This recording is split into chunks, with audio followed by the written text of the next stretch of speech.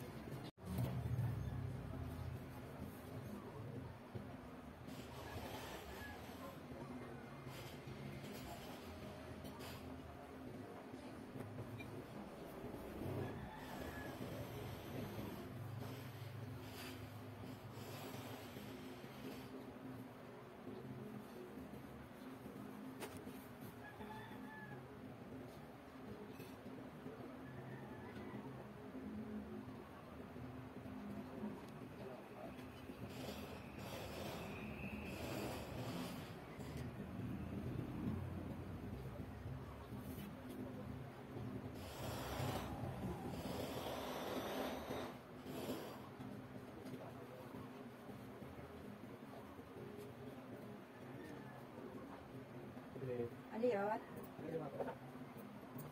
Ano sigarilyo po? Ayan mga kananay, binukod-bukod ko na mga kananay para alam ko kung kani-kanino ko ibibigay yan. Tapos yung iba guys, sa mga badyaw ko ibibigay. Ayan, ito yung mga napili ko mga kananay, oh. Madami akong napili. Ayan, na pwedeng pang bahay namin. Marami akong nakuhang ganito mga kananay kasi malamig na. Magdi-December na, malamig na dito. Kailangan ko nito. Ito, pants na mahaba. Ayan. Ayan, mga binukod-bukod ko na mga kananay para alam ko kung kanino ko ibibigay itong iba. Ayan. Mayroon pa nga dito mga kananay, oh, naka-plastic pa yung isa. Bago pa siya, hindi pa ginamit. Ayan, oh, ibibigay ko siya dito sa kapitbahay namin kasi mahilig siya sa ganito. Bago pa siya mga kananay. Siguro binili nila tapos kung hindi na nila alam kung saan nakatambak. Ayan, oh, hindi pa nasuot to. Oh. Ayan. May kapitbahay kasi ako mahilig magsuot ng ganito. Ayan. Bibigay ko siya. Binili siguro ito mga kananay tapos hindi na alam kung saan na ilagay. Hindi na naisuot. Ayan. Kasi naka-plastic pa siya, isulong naka-plastic. Tapos ito naman mga kananay, uniform ito sa sa hospital kasi yung nagbigay nito mga damit na to, nurse dati dito sa hospital dito sa May Kabuyaw. Dito sa namin, sa hospital ng Kabuyaw. Hindi pa siya nagamit. Bali dalawang partner ito. Ayan. Ngayon kasi mga kananay, yung may-ari nito, nasa na siya, nasa Canada na siya. Doon na siya ng nurse. Doon na siya nagna-nurse sa Canada. Mas malaki kasi ang sahod doon, mga kananay, kaya iniwan niya yung Pilipinas. Ayan. At saka nandun pati yung mga tiyahin niya, mga pinsan niya. Kaya doon na siya pumunta sa Canada. Tapos ito mga kananay, pag nakarating ako ng hospital at kailangan kong magpa-check up doon, dadalhin ko to doon kasi ibibigay ko to doon sa mga nagsusuot ng ganito. Mayroon kasi ako nakikita doon mga kananay na nagsusuot ng ganito tapos yung suot nila, yung wala ng kulay. Kaya doon ko to ibibigay kung gusto niya. Kung ayaw naman niya, idiwag. Ayan, hindi pa siya nasuot, bali dalawang partner. Ayan, ito ibibigay ko na to dun sa kapitbahay ko tapos isako ko na lang muna ito pero ibukod-bukod ko na siya ng balot para alam ko kung matatandaan ko kung sino-sino may-ari niyan. Ayan. Ay mga kananay, hanggang dito na lang muna tong vlog ko mga kananay kasi parating na yung alaga ko, magnanay na ng umaga. Ayan, maraming salamat sa panonood mga kananay at suportan nyo.